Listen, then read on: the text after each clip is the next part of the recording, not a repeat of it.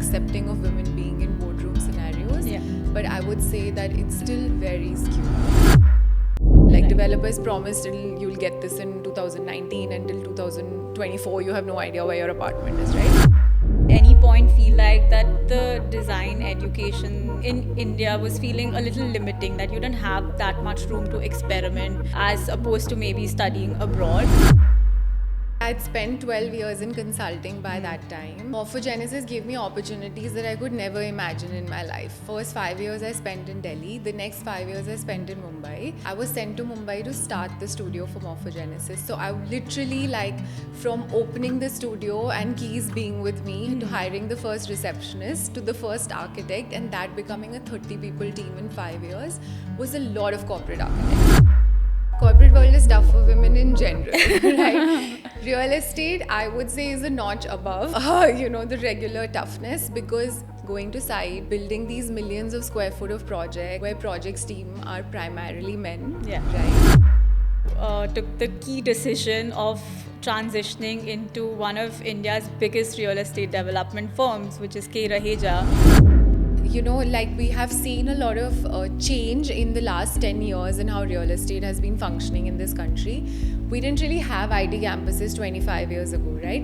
Like, only in the last 20 years have we started developing all of these IT campuses. And Today we have with us Akriti Kapoor, development manager and real estate expert. What are we going to talk to her about? Well, it's going to be all things design, urban infrastructure, fund management, and much more. So let's get into it with Akriti. Thank you so much, Akriti, for being here. thank you, Akanksha, for this wonderful opportunity.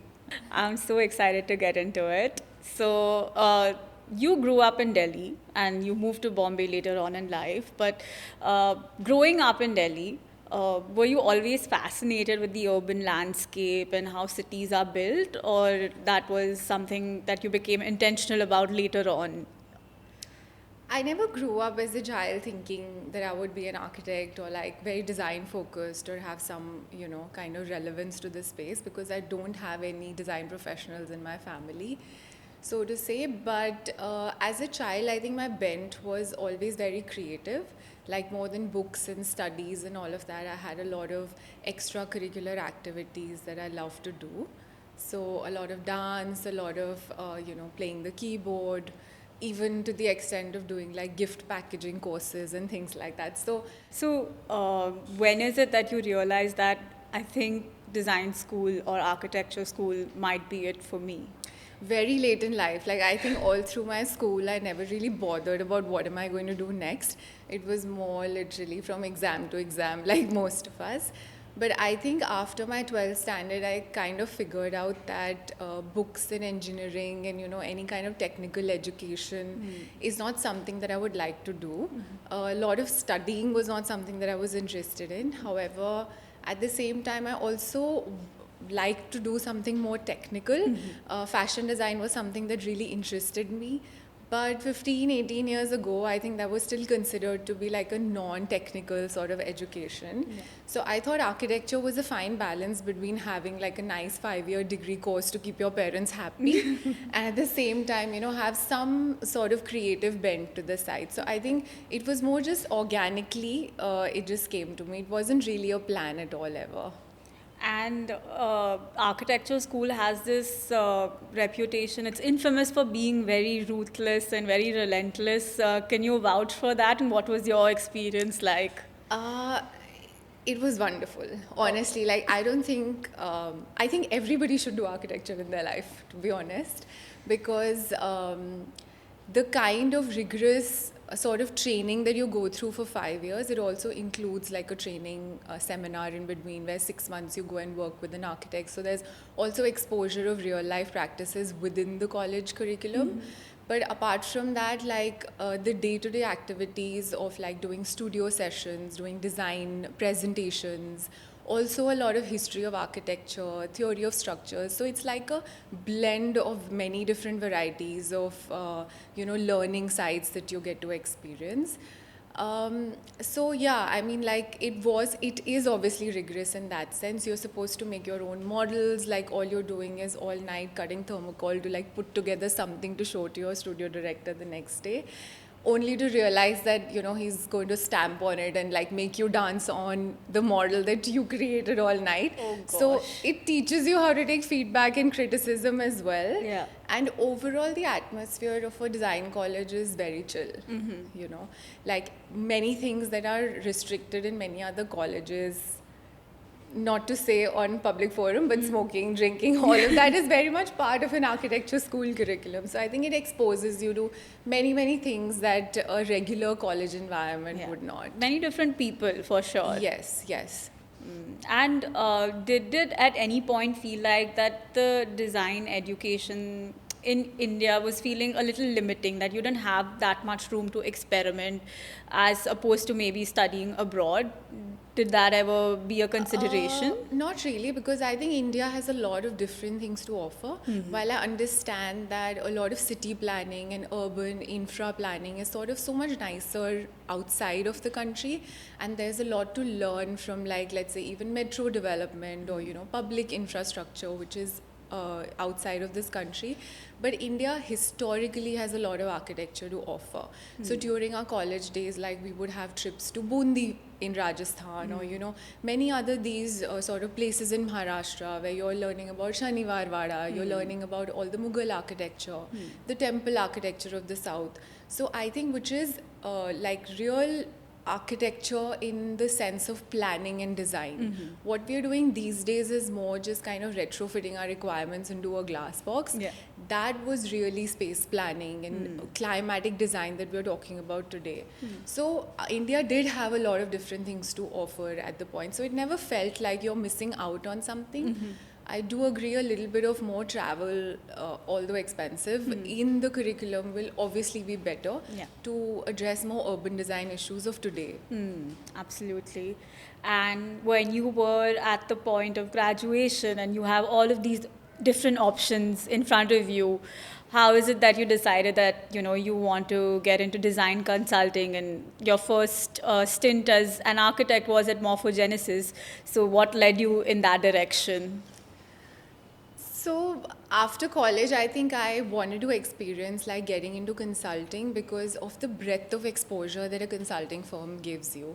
So even before Morphogenesis, I was at a much smaller studio. Kanvinder Ryan Chaudhary is a very renowned architect. But they were more into institutional sort of work. And I think the finer aspects of drawings and things like that I learned at that studio.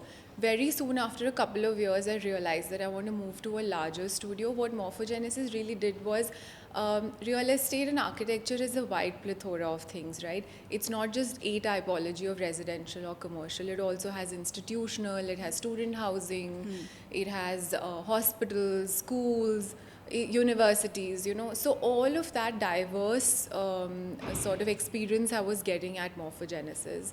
So which is why I thought, let me first expose myself to all these aspects. There's also a thought when you get out of college of doing your own work, having your own studio. It's sometimes possibly the only reason why you got into architecture, because you wanted the flexibility of having your own studio, right? So I just wanted to experience what are these different typologies and where will I find my interest in. And what was the defining project that you worked on at Morphogenesis? So one of the projects that I worked on was Dakshina Valley Foundation, which like I will never forget for various different reasons. It also has, so when you do architecture, there's a lot of social impact that you're also making, right? It's actually a school that is founded by Monish Probrai, who's an investor based out of Canada. He wants to give back to the society. So underdeveloped families and below poverty line, etc., who want to do something good in life and are intelligent to sort of get into all these engineering and medical schools. He's formed a school for them close to Pune, and after 12th standard these kids are selected through rigorous testing sessions, and then he brings them there for 2 years and trains them across many different aspects, from like starting to know how to eat with a spoon all the way up to engineering classes. So it was like a really interesting project to design spaces for these people Yeah. who are coming from such a background and are eventually going to be exposed to creme, intelligence of the country. So that was one of the projects. I think creating a lot of social impact I wouldn't ever forget. And to think from such an empathetic lens as a designer, I think that's the real challenge and the real Yes, fun, because yes. it's a demographic which you're not very exposed to. So to learn their way of life and to kind of, understand their habits and design around them, that would have been very, very interesting. Yeah, it was. It was very interesting, and I think it's an ongoing project because obviously it's funded by people that have eventually moved out of Dakshina Valley Yeah. and into the real world. So they are giving back to the Dakshina Valley Foundation. And so it's an ongoing, I think it's been going on for 10 years, and I think it'll go on for another 10 years with scaling. And it's amazing to see in front of me, like because I worked at Morphogenesis for almost 10 years, it was nice to see so many batches of these people, these kids and students pass out, Yeah. go out in the real world and do something, make a life of their own and come back and give back. So it's a full life cycle that you've seen, across this project. So it is really amazing on how much architecture can be like a social impact exercise more than just, a day-to-day job. And out of all the creative professions, I think architecture is one of the most fulfilling ones, because you see the physical manifestation Yes. of what you've created, and then you see people using it, and you see how it actually brings so much value Change. and Yeah. change. Yeah. That must have been a very, I don't know, just a complete and wholesome feeling, Yeah. definitely. Architecture also affects every aspect of the society, right? It's not unlike fashion design, which is limited to a certain segment of people that can afford fashion. Yeah. Architecture in many different ways is affecting all of us. Everybody going to school, everybody going to college, living in a home, living in a slum development project or in a slum space. All of that is architecture. Yeah. So like you can choose where you want to have your impact. Yeah, it's definitely everywhere. So after spending around 10 years at Morphogenesis, you took the key decision of transitioning into one of India's biggest real estate development firms, which is K. Raheja. What was that pivot like? And, firstly, how did your people at Morphogenesis react? And then what did you expect going into this new mammoth role? Was a very tough decision, to be honest. I had spent 12 years in consulting by that time. Morphogenesis gave me opportunities that I could never imagine in my life. First 5 years I spent in Delhi. The next 5 years I spent in Mumbai. I was sent to Mumbai to start the studio for Morphogenesis. So I literally, like, from opening the studio and keys being with me to hiring the first receptionist to the first architect and that becoming a 30 people team in 5 years was a lot of corporate architecture. So everything that Dakshina Valley Foundation was, this was absolutely 180 degrees different than that, right? So we were doing business development, we used to do pitches to all these big developers because we had to make the studio work. Right. At some point after spending 12 years over there, I realized that most architects have a very small point of view of looking at design, and not in a negative way, but it's more design focused. You're only focused about how the aesthetic of the building is looking, how it's interacting with its surroundings, who are the people that are using it. It normally never deals with the financial aspects of that, what happens to the building after it's built, right? Who are these people using, these tenants and occupiers that are completely changing almost every 5 years? How is the building evolving with time? These buildings are 15, 20 years old now. While you can see the life cycle of construction of a project, you can't see the life cycle of the building itself, which is at least 50 years long. Yeah. So after 12 years, I just felt like I wanted to learn a little bit more, do more, and obviously be more, because there is, only a limit to which you can grow in an architecture firm as such, which is a pivot point that I thought, like, after 12 years, it was time for me to move into a larger role where I could get exposed to the client side. So where people are, who are these guys who are renting the space? Yeah. How do I go and pitch a building that I have made / not made to these people and convince them it's the right product for them? How do I see the returns on these buildings come through, and how are developers making money? So I wanted to go into bigger roles in that sense. And that is why I thought maybe let's try this, you know, and see if I can get into a larger sort of developer role. And what was it like to be one of the few women in, in a real estate setup, in those big meeting rooms? Because it is tough for women in real estate to, really climb the ladder. Corporate world is tough for women in general, right? Real estate, I would say, is a notch above, the regular toughness, because going to site, building these millions of square foot of projects, where projects team are primarily men, Yeah. right? And being the one who has an idea and have to be the loudest in the room to be heard is not always easy. Which are corporate issues that all of us face at some point. Yeah. But real estate gives you further problems. The hygiene conditions at the site are not great. You need to spend the whole day over there. The security of women being at site, what you're wearing, how you're supposed to talk, how you're supposed to move around. Everything was taught to us at Morphogenesis. What not to wear to the site, to grab attention. So all of those things are just extra added things that one has to. It's changed a lot. I think in the last decade or so, a lot has changed. People have become a lot more accepting of women being in boardroom scenarios. Yeah. But I would say that it's still very skewed. It's very skewed. Like, I don't see a lot of women at the top in developer setups at all. You would see people in the design side, but I would say the finance side, the project side, the leasing side, it's skewed. It's still skewed. And since you have worked with so many different kinds of stakeholders, and especially at the top, so shed light on what is the language that they speak. So if you want to be impactful as a professional or as an entrepreneur, and you want to get your message across to these key decision makers, how is it that we can communicate effectively with them? I think keep your facts handy. That is like one thing, because I would say women also tend to get very emotional and passionate about the projects that are given to them, right? And in a way, that's always great when it comes to design. Yeah. But at the same time, a lot of the decisions that are made in boardrooms are financial decisions. Yeah. Even as an architect, you get very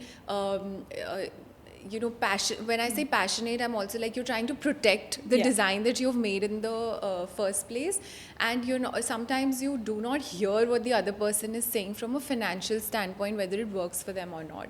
So I think with design, because it's a very subjective field, keeping your facts and metrics in place is very important. Have some numbers, have some measurable targets that you're trying to achieve. So at Morpho, we were taught all of these things a lot, where there were, SOUL, SOUL was something that was like as a metric given to us, and then every parameters basically of design, and whatever you do in design was measured across these 4 parameters, so that tomorrow, like when I'm saying why a facade, and facade is the elevation of a building, so why I'm saying the facade has to be 3-side glass and 1-side blank, or versus 3-side blank and 1-side glass, is because of natural light. So the natural light increases by X percentage if this is the facade that I go for. It's a lot easier to get your design decisions from stakeholders and senior stakeholders in a company when you have metrics around design parameters, and not just look and feel this looks good versus this looks bad. And are they very involved in the nitty-gritties of these decisions, or do they, if they think that the logic is sound and they'll defer to your judgment, or is it that something they try to micromanage every aspect of your development? Everybody is different. Most developers, because they are going to actually hold the asset for the rest of their life, they are equally passionate about the product, right? So they do have a lot of things to say. Fund houses function a little bit differently. Fund houses will acquire assets. They want to just upgrade it, sort of increase the valuation and toss it, right? Because they want to give their investors value. Developers function very differently. They are holding these assets. It's dear to them, right? All of these. So they are very involved in decision making. So it's a mix of both kinds of people. But if you have some kind of metric driven approach to your design, it's a lot easier to be in the meeting room and boardroom and kind of get your point across. So when you made the move from a design studio like Morphogenesis and then working for a developer like K. Raheja, what were some things that you had to relearn or unlearn to become more suited to the role? A lot of things. I think when, as a design consultant, you're going and presenting to a boardroom, they are literally looking at you as the principal designer, right? So all they're looking at you for is creative ideas, innovative, like, some new architectural language, or like what's going on around the globe, and you're doing case studies for them and telling them how their product is one of the best that you're going to build for them in the country. That's about it. That is the expectation. Of course, like I said, areas, FSIs, things like that trail, but it's not really the center of attention at the moment. When you present as the head of design to the same audience, you're looked at very differently. They're not looking at you for ideas, because that's what the external designer is hired for. What they're looking at you for is execution of the idea that the architect has already proposed, right? So your primary role in a developer setup is to get all of these different stakeholders together, which, let's say, to start with, is the legal team that is looking at the approvals, to make sure that the original idea is catered to and you're able to execute that. The costing team, you're making sure that the crazy ideas that the designer has come and given, you're able to execute that in the cost that has been benchmarked for the project. The construction team, right? Now the construction team has to be able to execute all of those details, etc., that they are saying. So what they are primarily looking at you is collaboration of all these different stakeholders to get to the end product, right? So each time I would walk into the room with my CEO and give him like this crazy design idea, he would say, leave that for the architect to figure out, right? You have to figure out how to get all these other stakeholders to do the work that has already been committed. So I think the requirement is very, very different as a design person in a developer versus in a studio. I think anybody that wants to experiment, studio is your place. Yeah. Developer is not. It sounds a little creatively limiting. Like, Yes. you're the person who's like, okay, this is your crazy idea, but how are we going to bring it to life? Yeah. So you can't really be out there with your Yeah. own design language. Yes, that's often like limited, but also like when you're joining a developer, like it's something at the back of your mind you already know. Like I already knew that I had done these 15-18 years of a lot of design, Yeah. but again, like I said, that's only 20% of the picture. 80% of the picture is happening elsewhere, Yeah. right? Which Yeah. you need to sort of focus and learn.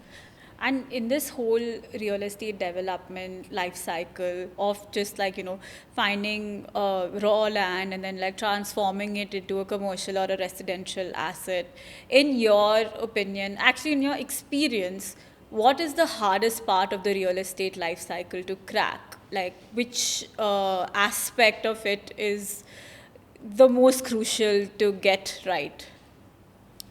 I think to start with, the most important is to get your math correct, right? So financial math and like whether this asset after building and after leasing 10 years, 15 years down the line is going to give me back the money that I have invested, okay? And also like whatever returns that you've promised to your investors or in-house return in case of a developer, is the math going to math, So that's like the first one.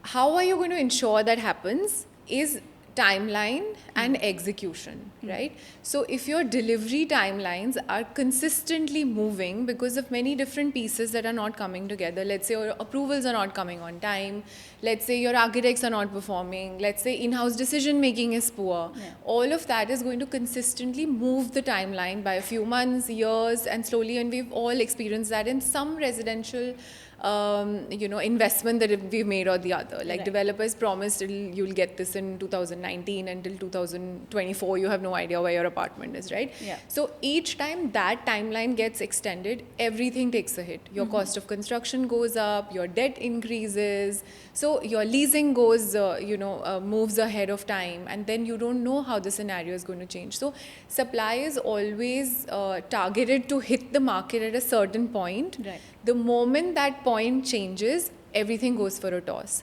So timeline is something that you have to keep a serious track on throughout the life cycle of the project, because that is going to have a serious impact on the initial financial analysis that you did. And if that has an impact, then you're doing all of this exercise that takes about 5-7 years for nothing, right? Yeah, it sounds like the key bottleneck. Yes. That it's make or break when Yes. it comes to your timeline. Yes.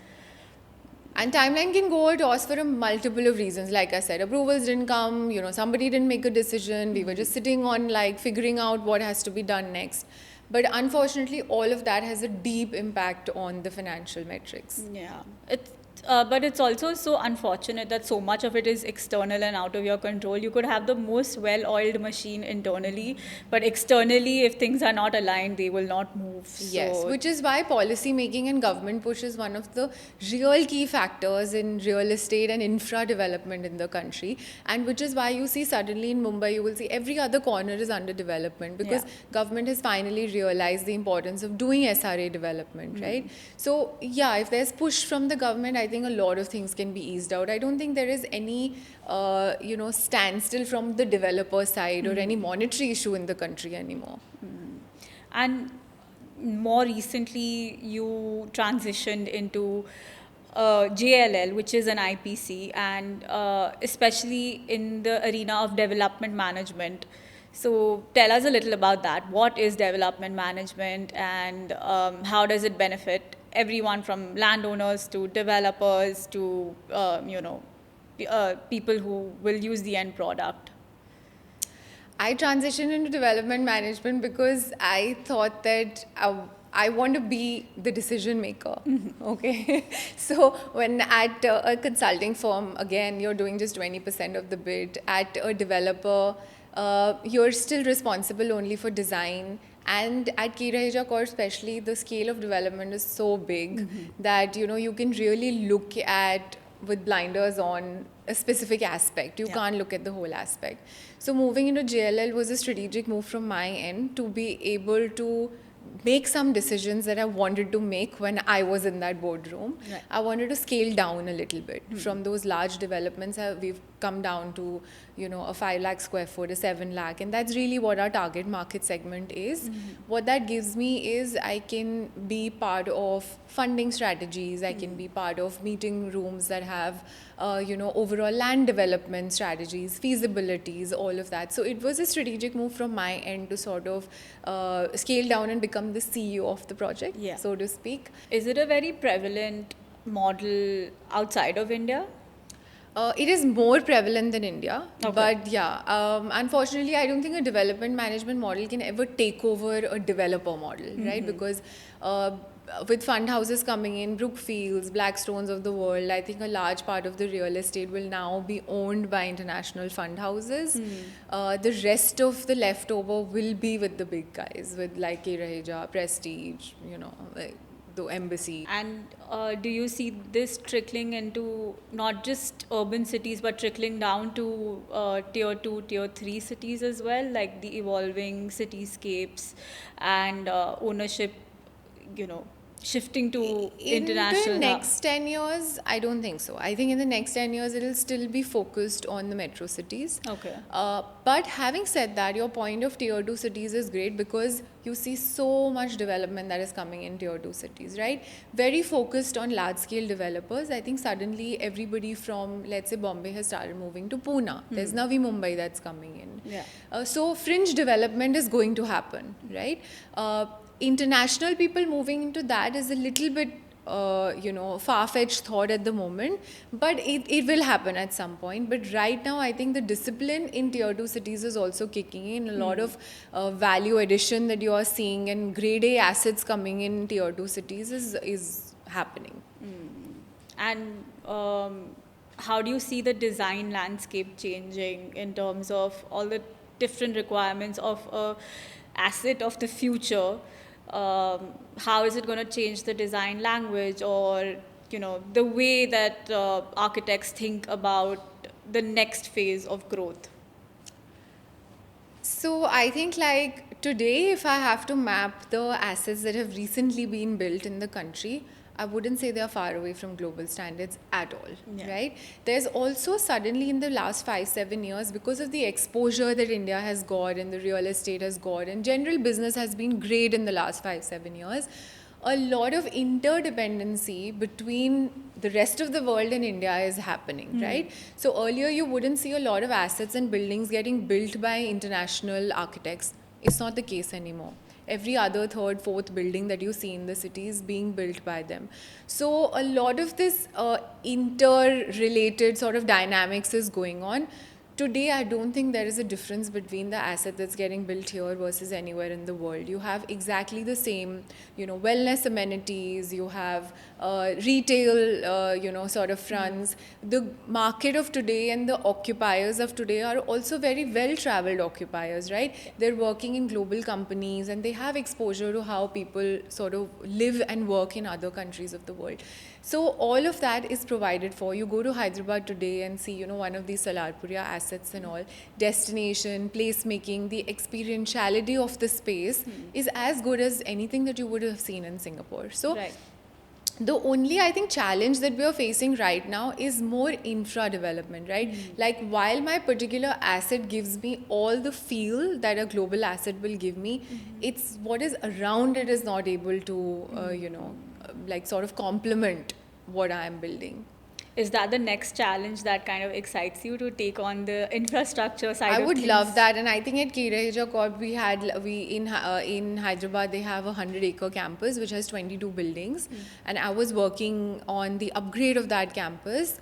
And I think there is like phenomenal stuff that has been going on. Like, although at least within the campus, people are they're trying to sort of upgrade the amenities a lot more. There are new skywalks, boardwalks. There's introduction of EV buses. New bus stops were created. Yeah.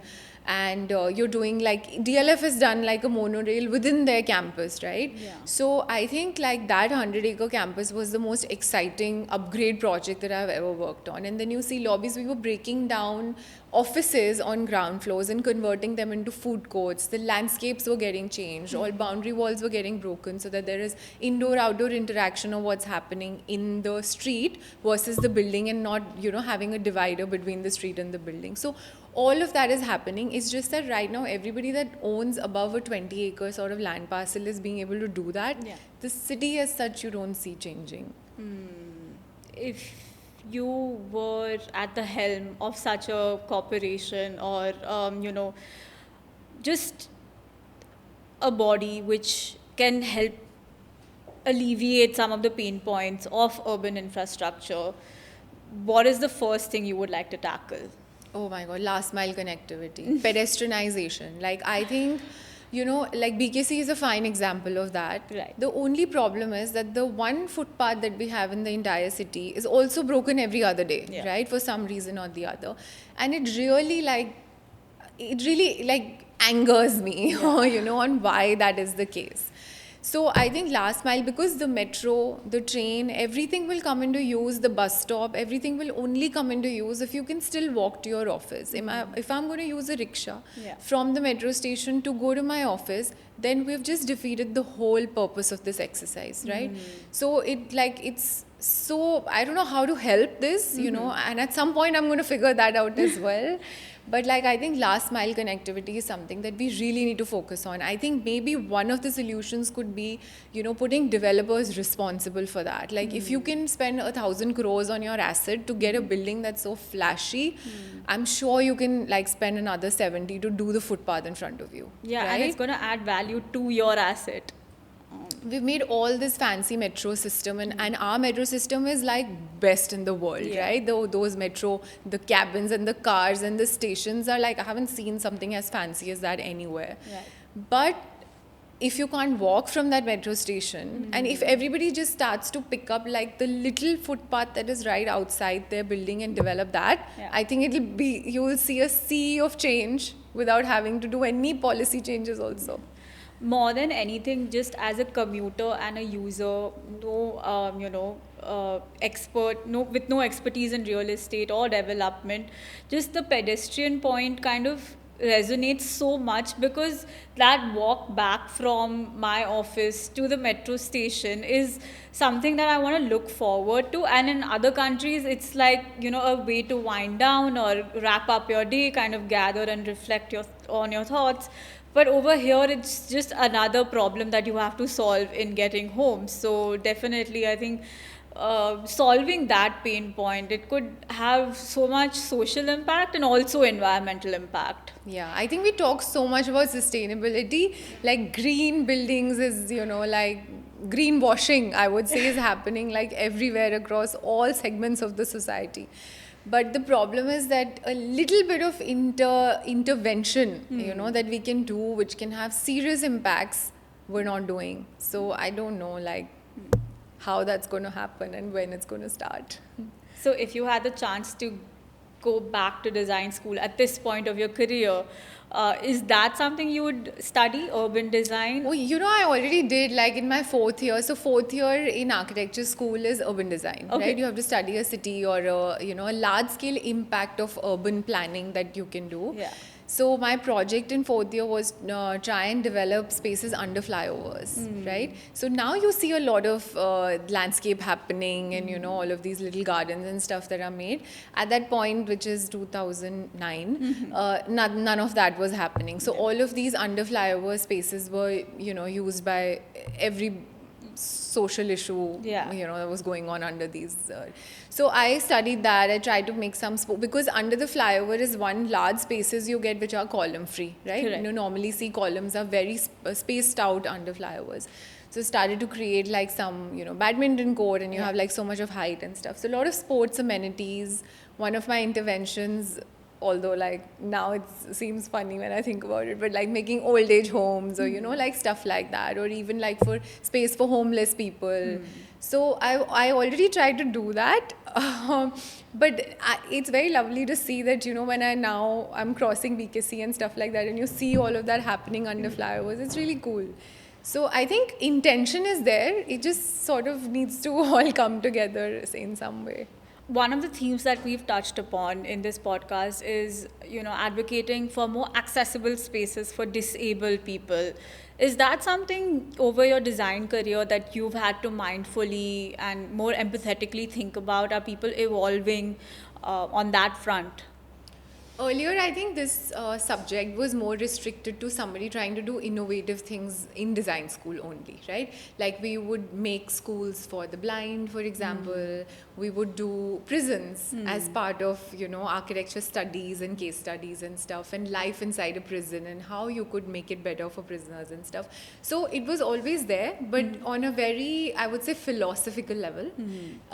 In the last few years, you're seeing all these grade A sort of occupiers come in, and you can see a lot of it happening in commercial real estate also now. Most grade A buildings that you will enter now will have braille enabled sort of lift systems. You'll have those braille tiles that you will see on the floor that will demarcate ways. We also have lifts now that have certain vibrations and frequencies where people that cannot hear sort of have some frequency coordination in case of an emergency. They will get to know. So all of that is happening, and yes, you can see that railings. You can see most times you will see a double rail, for wheelchair access and stuff. Ramps you will see everywhere. You will also move, even going into the direction of addressing transgender issues and stuff like that. You will always see a unisex toilet in a space. Handicap toilets have always been there. So I think yes, a lot of inclusion is happening. There are a lot of new sustainability standards that focus on these inclusions as well now, and there are specialized agencies that you can hire to make your campuses and your buildings wheelchair friendly or any disability friendly. And from all of this breadth of experience, we've spoken about this before, so that's why I'm asking you now, what would be your sort of dream project in terms of something that incorporates the needs of tomorrow in sustainably or accessible in terms of its accessibility, but is also very fulfilling for you as a design creative? I think a dream project for me is, it keeps changing honestly. I think earlier I used to think a dream project for me would be a house next to a lake, and I would practically like put in everything that I have learned with respect to sustainability in that, and have a summer coat and a winter coat and like everything. These days, I've been thinking a dream project would be a metro station for some reason. Like, it's become so close to my heart that I think, like, doing something that becomes a part of the city seamlessly. And I recently visited Japan, and during this Japan, fest that was going on for Indian travelers. I just think it's so mesmerizing to see how they, with public infrastructure, they have sort of seamlessly tied together with the city. So, a metro station project, if you would have told me in college, I would have literally looked down upon it. Now I'm thinking it's such a tough thing to do, Yeah. and it's such an impactful thing.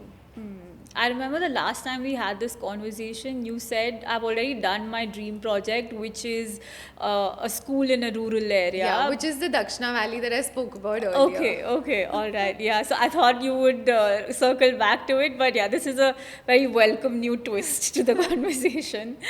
Yeah. And all of your travel and all of, your eclectic experiences, how have that shaped your design language? I don't think I can recognize I'm the same person that I was like in college. I think like when design school, I was, all over the place, so to speak. Whatever like was the first thought that came to me was like translated on paper and things like that. Never really gave much thought to, sustainability or, even things like accessibility, efficiency, things like that. I think as I have grown through morphogenesis, sustainability especially became like a very important subject. I think everything had a reason why I put a building in a certain shape, in a certain form, in a location, had bases. So I think I've learned a lot of, like I said, metrics, and I've learned a lot of parameters and basis for arriving onto a design. It's no more like I like circles, so I'm going to make this building circle, right? So I think the process of design is something that I've really learned through these years, especially my 12, 13 years of like spending at consulting. I also, after all of the developer experience and the DM experience that now I have, I also look at buildings from an occupier perspective. So I think I can really differentiate a good building from a bad building now in many, many different ways. And most importantly, sell it to the right audience. Yeah, I think that is something that I don't know, I've developed like over the last few years of Yeah. like pitching, doing BD presentations and stuff with Morpho, and I think it's a skill that is so underestimated. Like it's always a work in progress, right? But selling your design is something that is absolutely underestimated. Like you can be the best designer in the whole wide world, but if you cannot put across your idea to the stakeholder that is finally going to make the decision, it's of no use. And because a building, a commercial asset or a residential asset is a brand of its own, it has a positioning strategy, it has a go-to market strategy. So to really crack that in the context of the market you're playing in, that's, I think, also a very fun but kind of a risky challenge. See, with commercial and residential, especially developer driven sort of real estate, the biggest challenge is no matter how much you believe your asset is different, in reality, it is actually serving the exact same purpose that the Yeah. next door building is, right? It's still a rented space for an office. Right. So, although you're trying to make it as different as it can, Yeah. I think it finally comes down to how well you sold it versus how well the other person sold it. Yeah, definitely. I think one of the most fascinating conversations I've had to this end is how the floor to ceiling height is, a tell of the brand positioning. So, for example, if it's a 4.02 meter height, then you're perceived in a more luxury premium space, whereas anything below 4, maybe at a 3.9 meters or even a 8 meter, it's taken to be a more mass positioning. So even those tiny decisions catapulting into something so big as market perception is actually very fascinating. Yeah, it can change your rentals by a decent margin. Yeah, yeah. And it also changes across cities. So, like the numbers you're mentioning is a more Mumbai driven thing. In Hyderabad, we're talking about 4.2 and 4.5. 4.2 is a mass and 4.5 is premium, right? So location to location, it changes as well. But yeah, like certain of these decisions are like, and you can feel the difference. You go into a 4.2 versus a 4.5, you can visually feel the difference whether you're an architect or not. So yes, and though they also have larger impacts on, the higher the ceiling, the more natural light, and natural light, as we all know, after COVID has become like it's subject to speak about, and obviously rightly so. Yeah, it's become a legislative issue because I remember something like a right to light being discussed, and a building was being developed in front of another building, and so the first occupier was saying that he's taken away my right to light. So it's definitely it's a hot commodity. Yes, it no is. pun intended. It is. And as we wrap this up, I just wanted to, gather your thoughts on, say, for someone who is just starting out design school and who's looking at this podcast and, just reflecting that I want to be where she is. What is the advice you would give that person? I would say the few things that are not taught in design school is one, the business of real estate. Grossly not taught, okay? Under taught, not even spoken about. Like, it's literally in design school talking about the business of real estate, and when I'm saying real estate, I'm also talking about business of architecture. Is how do you quote a fee for a project? Okay, nobody wants to talk about it because it's a noble profession that is not supposed to earn any money. Right? So I think money conversations is one thing that needs to start very early in design school. It's only when you're able to, make some amount of profits are you going to be able to deliver the right product to your client. You're going to be able to put in time, the right resources. So it's not just about making money, it's about delivering what you're getting paid for. And because it's going to have a large impact, the building is going to stay there for the next 50 years, and you're going to keep looking at it and seeing the mistakes that you have made every single day. Getting paid for it is one thing that needs to be spoken about. The other thing, like I mentioned earlier, is communication. Again, design studios where you're supposed to sort of throw your ideas and explain your designs and everything that you work so hard for 6 months a design studio lasts. I think we need to have more focus on that. So even though architecture schools, of course, things are changing now with AI and things like that. I mean, a lot of technical interventions are happening. But I think personally, like, every student of design should focus on these two aspects. Learn early on how finances impact. It will have a huge impact on your design going forward. And learn how to communicate your ideas. The money conversation especially is resonant not just in architecture, but I've heard medical professionals complain about it, or any other professional, that we're not taught how to charge our worth. So having that conversation, I think, can really set you apart. And it's also a lot of not just the technical side of like how to cost your services or how to price your services. It's also just the emotional side of, having the confidence to say your price out loud and to know your worth and to believe that you're capable of adding that much value to an engagement. Everything is negotiation and sales and marketing at the end of the day. So like learning negotiation skills and learning the art of sales is something that every individual today needs to know, architect or not. And I think that's a very great note to wrap it up. Thank you so much, Akriti. This was so insightful. And I hope we can do another one where we talk about all the various fascinating projects you've worked on. Thank you so much for having me. Thank you. Thank you.